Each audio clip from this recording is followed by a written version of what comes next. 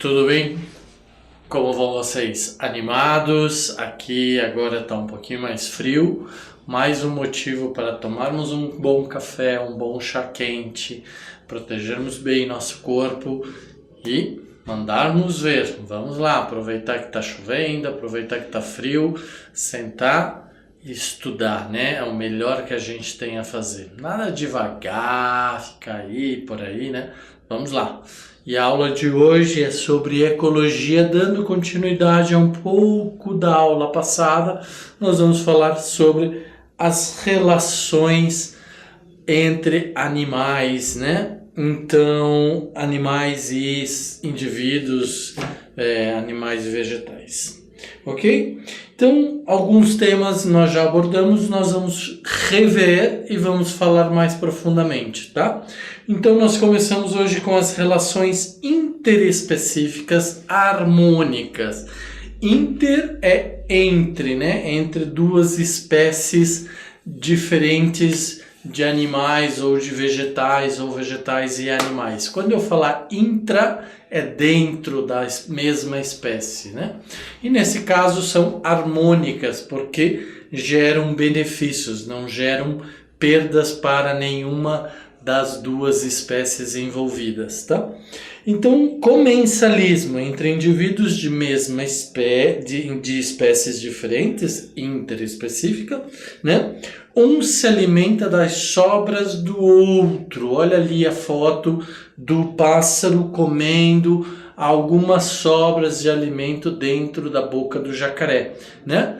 O jacaré permite que o pássaro se alimente dessas sobras, o pássaro se alimenta dessas sobras, e em compensação ele tira dos dentes e da boca do jacaré corpos antigos que, se ficassem ali, apodreceriam e poderiam causar alguns problemas para os jacarés, né? Além de outros inconvenientes, tá? Então, isso chama-se comensalismo, quando um indivíduo de uma espécie diferente se beneficia da sobra dos alimentos de uma outra espécie, tá? Sem causar prejuízo para nenhuma das duas espécies, ou relação benéfica para um e indiferente para o outro, né? Então, o jacaré poderia ter algum problema se aquele sobra de alimento ficasse ali. Se não teria problema nenhum, né? Então, por exemplo, tubarão e rêmoras, hienas e urubus, né? Então, se as hienas vão lá e comem toda a carcaça, mas os urubus não aparecerem, não vai ter problema, porque o que sobrar ali vai se decompor, vai se desfazer e vai voltar para a natureza. Se o urubu vier e comer o resto que sobrou da alimentação da hiena, melhor para o urubu. Não vai fazer a mínima diferença para a hiena. A hiena não vai se importar, porque mesmo o urubu só vai chegar para se alimentar quando a hiena já estiver satisfeita e abandonar o local. Tá certo? Então, isso chama-se comensalismo, uma relação interespecífica, harmônica entre espécies de indivíduos diferentes, né? O inquilinismo, né? Abrigo no corpo do outro indivíduo sem lhe causar dano. Por exemplo, peixe-agulha e pepino do mar, né? Peixe palhaço e hidras, né? Nos vegetais nós temos o epifitismo, né? Epifitismo, que são as orquídeas e as bromélias, que se alojam nos troncos das árvores, se fixam nos troncos das árvores e não causam problemas para as árvores, né? Ali elas estão, se fixam, se reproduzem, se produzem, sobrevivem, crescem, se desenvolvem, né? Então, no caso do peixe-agulha com o pepino do mar e peixe-palhaço com as hidras, a mesma acontece, eles convivem em perfeita harmonia, tá? Coloquei um outro exemplo aqui, né? Que é um ermitão, né? Vivendo dentro de uma concha, né? Então a concha estava vazia, ele foi lá e foi viver dentro, né? Não prejudicou o outro indivíduo, tá? Certo? Porém, eu queria chamar a atenção de vocês para uma coisa. No caso das bromélias e das epífitas, tá? Se as condições ambientais se tornarem adversas, por exemplo, uma seca muito prolongada, e aí as bromélias e as epífitas não têm de onde tirar água, extrair água, coletar água, né, da chuva, elas podem lançar hidatódios para dentro da célula da árvore, né? Elas podem começar a parasitar a árvore.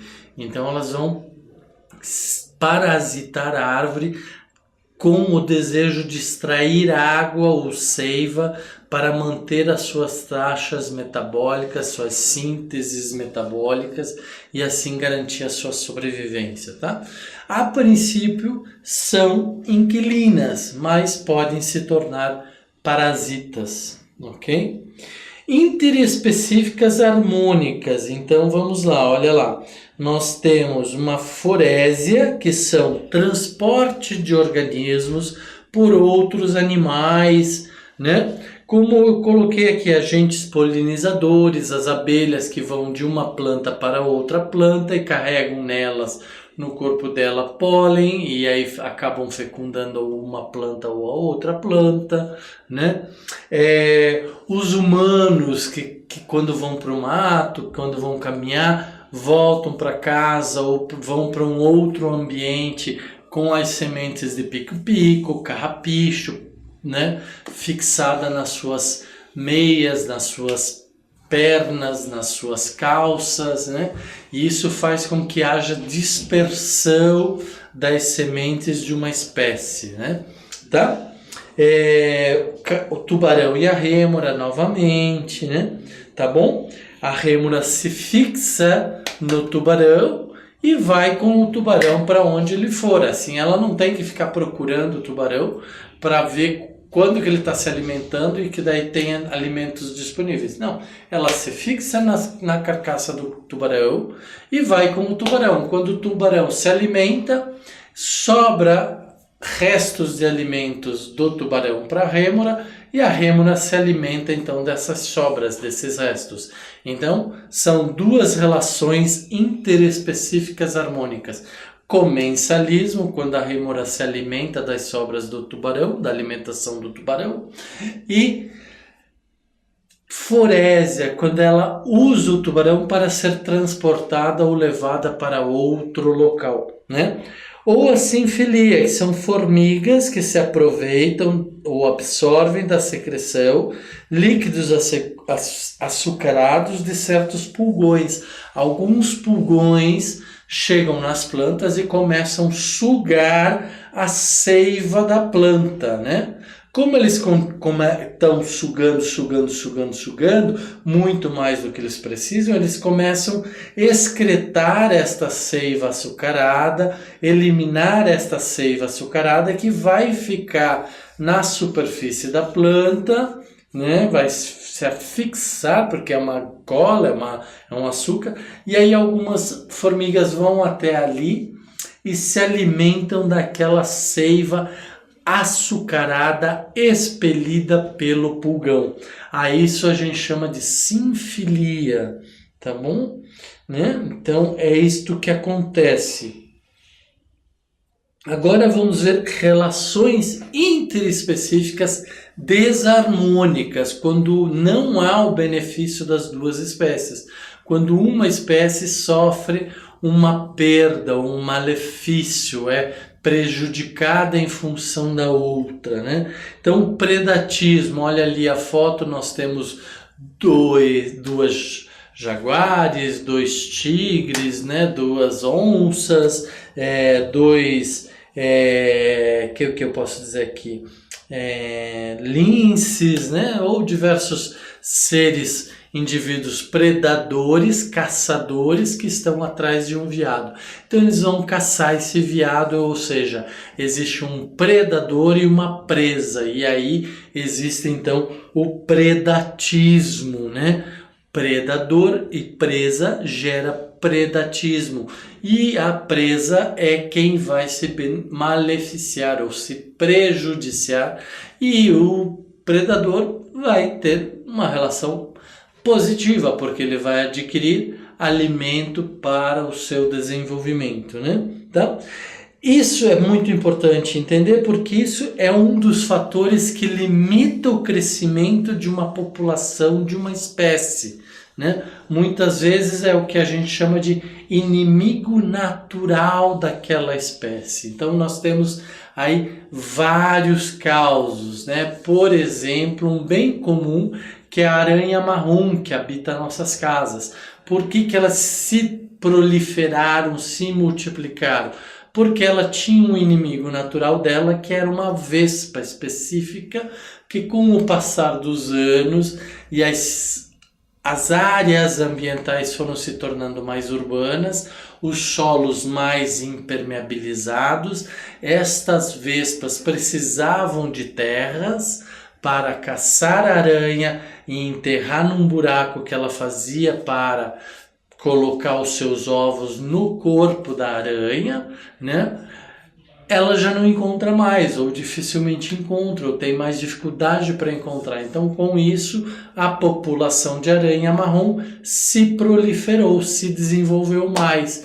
E, em compensação, como a vespa não encontrou esses espaços disponíveis, ela foi tendo maior dificuldade de se desenvolver, né? Então, nós dizemos que o predatismo serve para limitar o crescimento de uma população ou de uma espécie de uma população, tá? Certo? Herbivorismo, a gente já comentou também sobre herbivorismo, é o ato de alguns animais se alimentarem de ervas, de plantas, de vegetais, né? Não se alimenta que nem aqui nós temos a onça, o jaguar se alimentando do veadinho.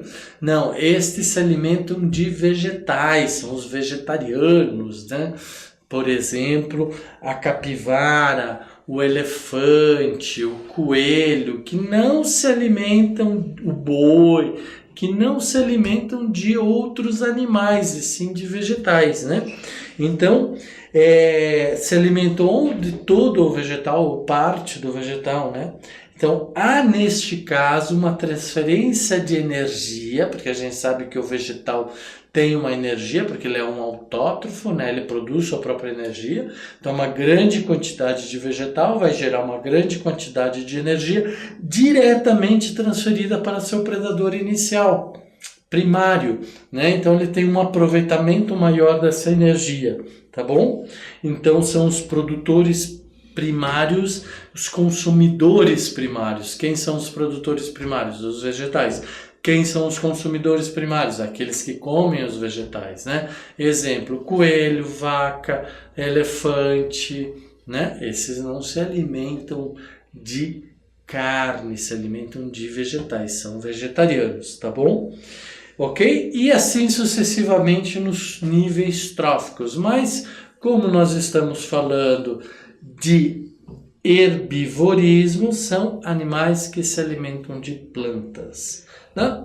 Interespecífica desarmônica. Novamente, toda vez que tiver desarmônica, também no herbivorismo, o elefante, o coelho, a capivara está se alimentando de planta, está destruindo aquela planta. Então ela é desarmônica, porque um não tem o benefício do outro. Então vamos falar sobre parasitismo.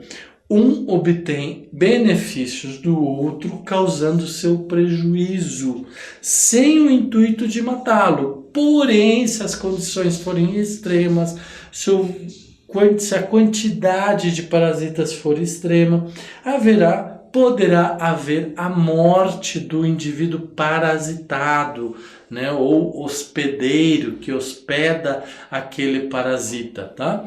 Tá certo? Esse é o parasitismo. E nós temos 3 tipos.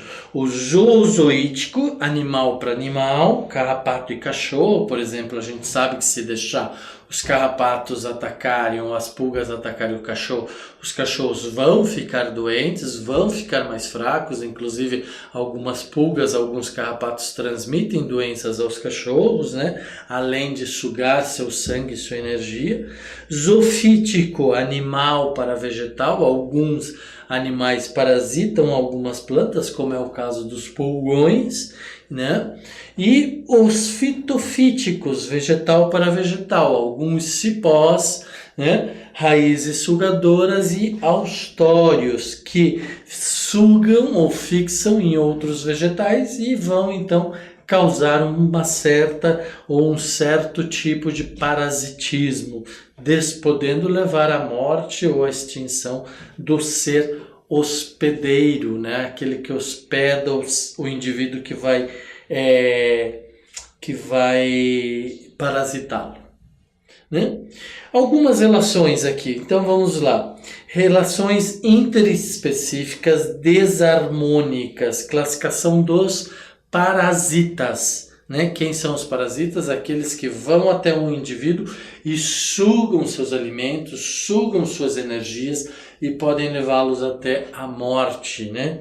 Ectoparasitas. Então nós temos aqui, vocês estão vendo que eu separei em classes de cores, né? Preto, vermelho, verde, né? E azul, tá certo? Então preto em destaque é porque nós temos parasitas que podem ser internos e externos. Ectoparasitas são aqueles externos, feito a pulga e o carrapato e outros, né? Tá? E nós temos aqueles parasitas que são internos, feito tênia, lombriga, certo? Que entram no organismo do hospedeiro e se alimentam ou do alimento do hospedeiro, né? Eu já falei aqui da amebíase, da ameba, se alimentam das condições internas do hospedeiro. Se ele tiver pouca reserva, o parasita pode se alimentar até de órgãos do hospedeiro, tá?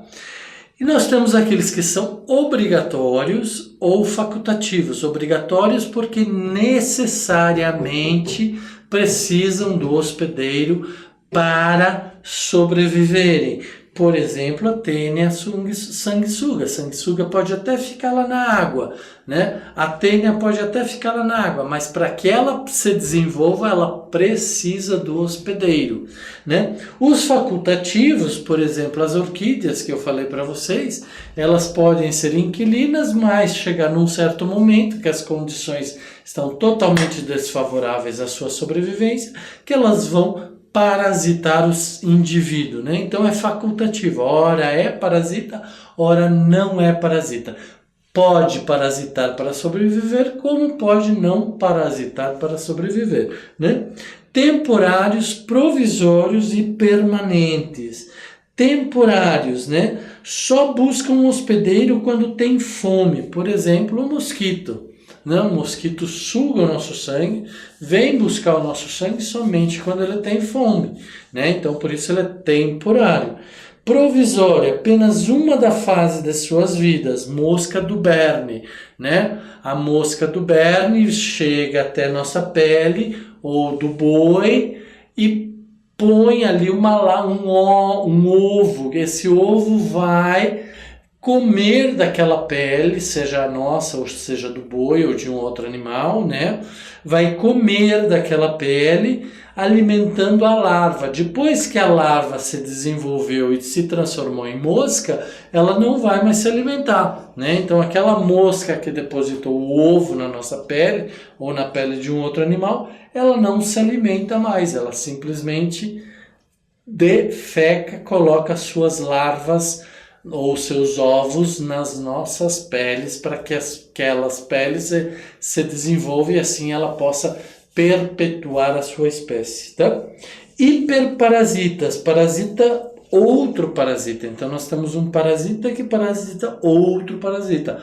Um vírus pode parasitar uma bactéria, tá?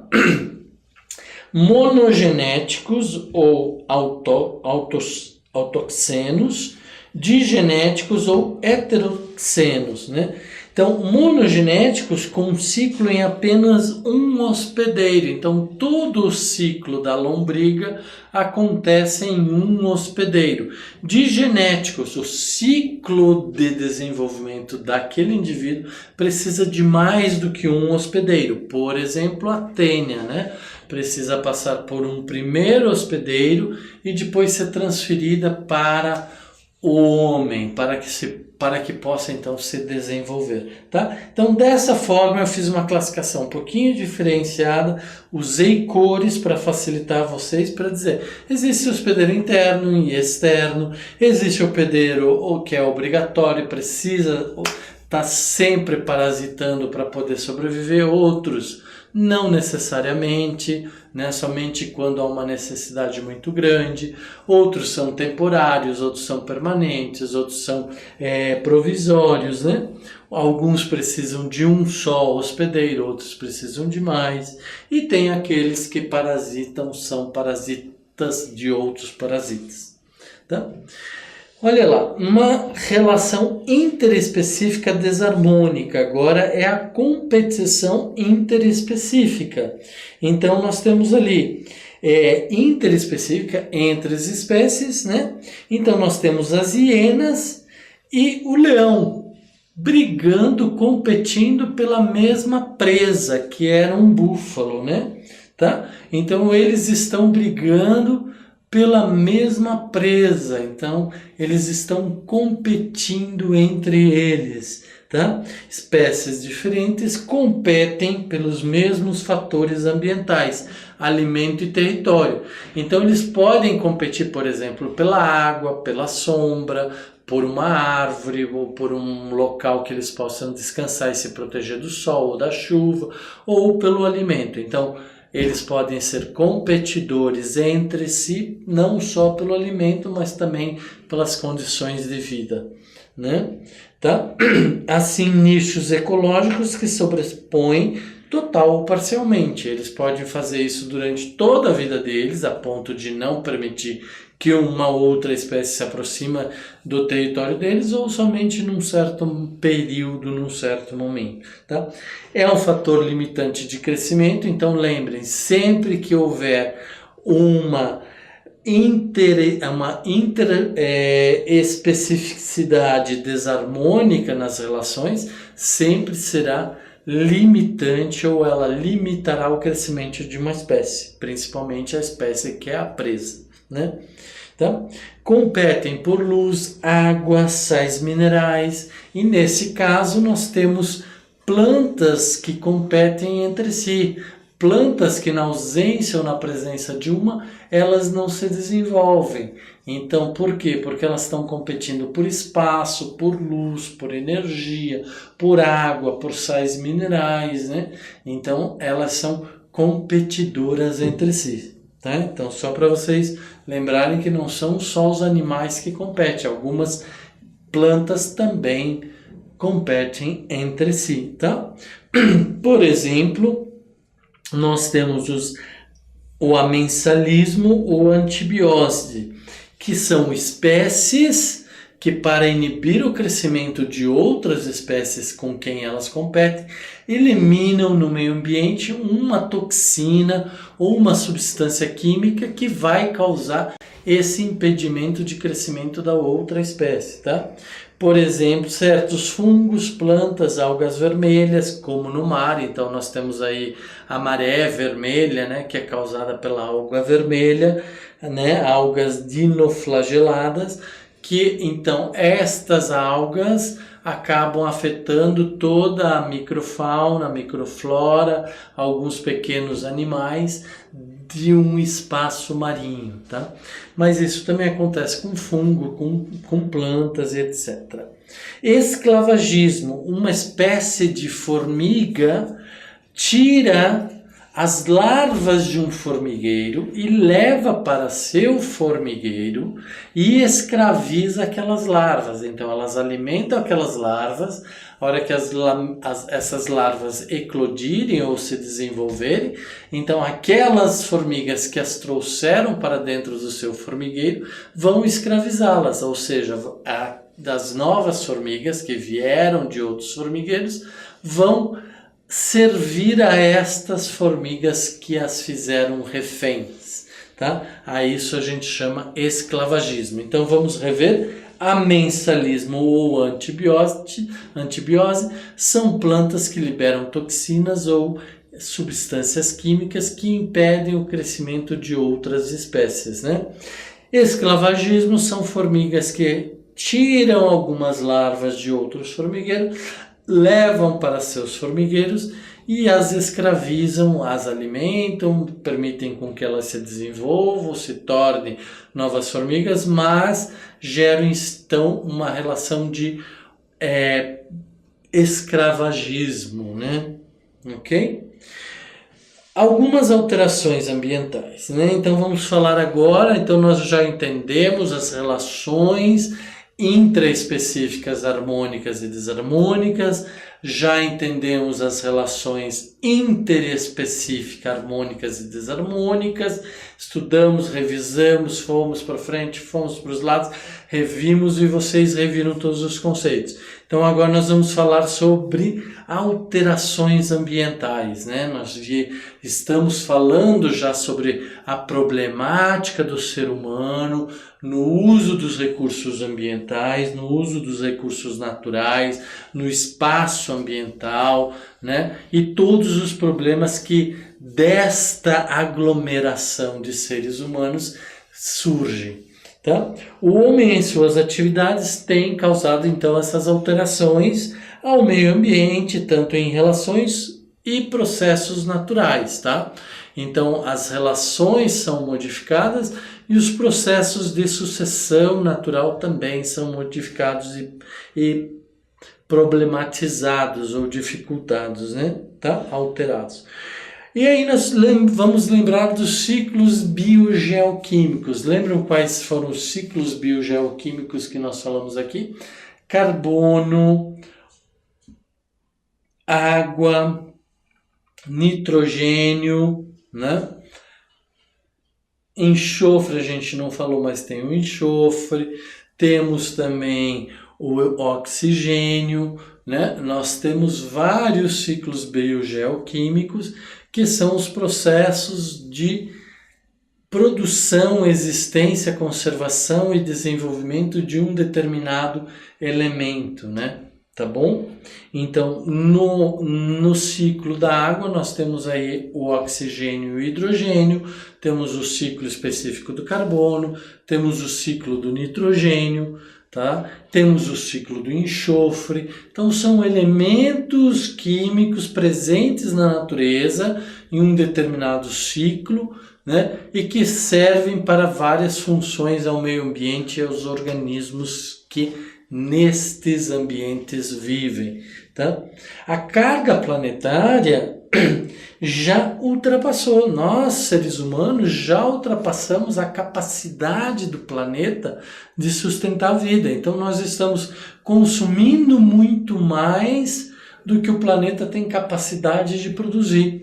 E por isso que nós estamos cada vez com mais dificuldade de conseguir nosso espaço para a vida, ar puro, atmosfera pura, né? Então nós estamos tendo problemas de saúde, problemas de alimentação, temos problemas de espaço para produzir alimentos, né? Tá? Tô falando de uma forma geral, mas é um assunto bastante complexo, muita discussão, muita conversa, porque tem cientistas que dizem que nada disso é verdadeiro, mas eu acredito que sim, que nós já passamos a nossa capacidade. Então nós estamos consumindo mais recursos naturais, gerando mais resíduos, poluindo mais nosso meio ambiente, poluindo nossos recursos naturais, água, solo e ar, né? Então tem espaço? Tem, mas nós estamos precisando investir muito dinheiro para despoluir e requalificar o meio ambiente para que nós possamos então manter a qualidade da nossa vida, tá? É isso, a gente fala assim que a população mundial do planeta, que hoje são aproximadamente 7,5 bilhões de pessoas, já ultrapassou a capacidade sustentável de produção de alimento, produção de água, produção de oxigênio. É possível? Ainda tem, mas nós temos que investir dinheiro, nós temos que investir muita energia para continuar produzindo alimento, produzindo água, produzindo oxigênio, produzindo solo com qualidade para produzir nosso alimento, tá? É a isso que eu me refiro quando eu digo ciclo planetário já está ultrapassado, ou a capacidade planetária já está ultrapassada. Nós vamos precisar desenvolver novas tecnologias limpas, o homem vai precisar colocar sua energia aí para garantir esta capacidade planetária, tá? Então, a incapacidade de assimilar as alterações químicas, físicas e químicas do ecossistema, ou seja, todas as alterações que nós estamos fazendo, químicas, físicas, biológicas, né, climáticas do ecossistema, isso tudo está afetando a capacidade de produção de água pura, de ar puro, né, para que a gente possa manter a nossa atividade, não só nós humanos, como também os animais e vegetais, tá? São necessárias ações imediatas para rever o passo de destruição do meio ambiente e vida do planeta. É isso que eu falei, precisamos então investir em tecnologias limpas, novas tecnologias, inovação tecnológica, políticas públicas. Nós, vocês, eu, todos nós precisamos atuar junto ao nosso governo, exigir com que eles façam ações corretas, definam políticas corretas para preservar o meio ambiente, preservar o planeta, preservar a nossa vida, porque senão nós vamos cada vez ter mais problemas, teremos mais problemas para sobrevivermos neste nosso planeta, neste nossa casa. Lembrando, pessoal, não tem lado de fora. Tudo que a gente joga, a gente está jogando no nosso planeta, na nossa casa. Por mais que vocês abram uma janela, abram uma porta e joguem para fora joguem o lixo para fora da casa de vocês, não estão jogando para fora da casa de vocês, não. Estão jogando dentro da vida de vocês. Então essa é uma mensagem muito importante que eu quero frisar com vocês. Vamos cuidar do nosso planeta, vamos cuidar da nossa vida, tá? Porque senão nós é que vamos ser prejudicados, tá? Então, por isso, vincular novas tecnologias limpas. O que são tecnologias limpas? Que utilizam menos quantidade de recursos naturais, menos energia, geram menos resíduos. Os resíduos que são gerados podem ser reaproveitados. Se forem orgânicos, por exemplo, o resto das nossas alimentações, pode-se fazer um composto. Esse composto pode ser usado para produzir outras plantas, outras verduras, né? Ou se for não orgânico, né? Então pode ser reciclado, pode ser reaproveitado, pode gerar energia. Então nós temos várias formas de evitar com que o nosso modo de vida, a nossa forma de viver, nossa forma de consumir prejudique ainda mais o nosso planeta. Por isso nós temos que rever nossos hábitos de consumo. Nós não precisamos de tanto consumo assim, tá? Vamos ser conscientes. Espero que vocês sejam conscientes cada dia mais e cuidem cada dia mais do nosso único planeta. Nós só temos esse, hein? Não temos um segundo, tá? Apesar de estarem dizendo que nós vamos poder morar fora do planeta Terra, que existem outros planetas, por enquanto nada, hein, pessoal? Então, cuidem dos planetas hoje. Se nós não cuidarmos, nós vamos adoecer, nós vamos ficar doentes e nós vamos morrer, tá? Ok? Claro que todo mundo vai morrer, mas se nós destruirmos o planeta antes, nós vamos morrer antes, tá? Então, nós temos poluentes quantitativos presentes no meio ambiente, porém em quantidades superiores causarão danos, pois não haverá possibilidade de reciclagem. Então, isso são poluentes pelo volume, pela quantidade, não pelo tamanho, não pelo poder contaminante daquele poluente, né? Então nós temos que diferenciar esses dois tipos de poluente. O poluente quantitativo, ou seja, tem que ter muito ou uma grande quantidade daquele elemento, né? Por exemplo, plástico, vai acumulando, daqui a pouco nós não temos mais aonde produzir alimento, o que fazer com tanto plástico, né? Então, vamos reduzir a quantidade de plástico, né? Mas o plástico em si, se deixar ali, ele não vai gerar nenhuma poluição para o meio ambiente em si.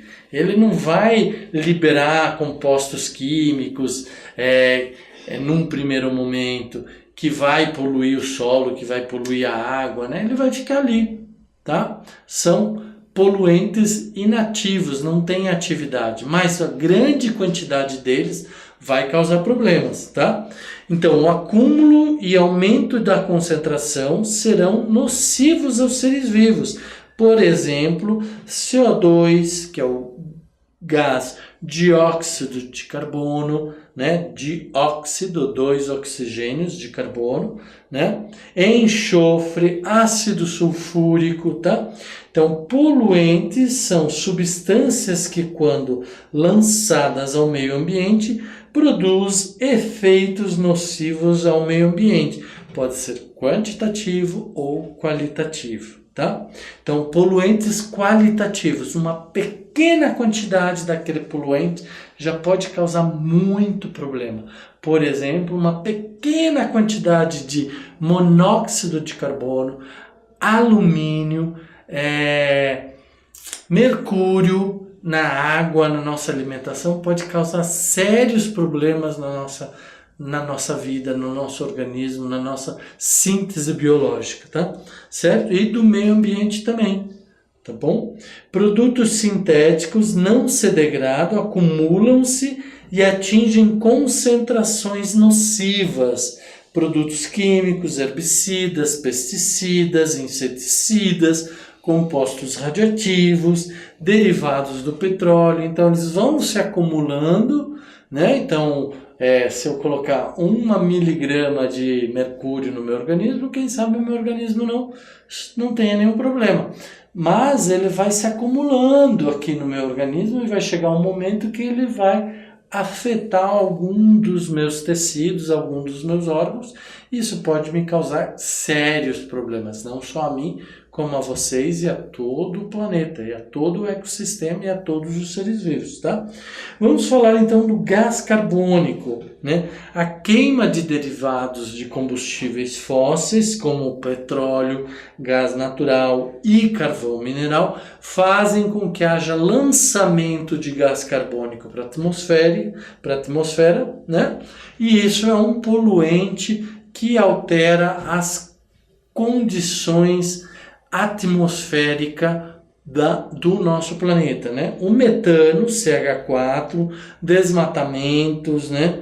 Contribuem para o aumento da concentração do CO2 na atmosfera, gerando problemas, né? Então nós precisamos ter um equilíbrio do valor, das qualidades, dos componentes da atmosfera para garantir todas as nossas atividades. Qualquer desequilíbrio aí vai afetar o meio ambiente, tá? Vai afetar a nossa vida, ok? Então nós vamos terminando hoje aqui. Vamos relembrar estes assuntos, são muito importantes, nós vamos voltar a eles nas próximas aulas, tá? Porque nós precisamos cuidar do nosso planeta, tá? Conto com vocês para estudar bem profundamente essa aula e também, principalmente, cuidar do nosso planeta, tá?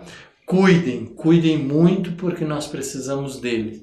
Vocês precisam deles para sua vida, para a nossa vida, tá ok? Fiquem bem, um grande abraço e até a próxima aula. Tchau!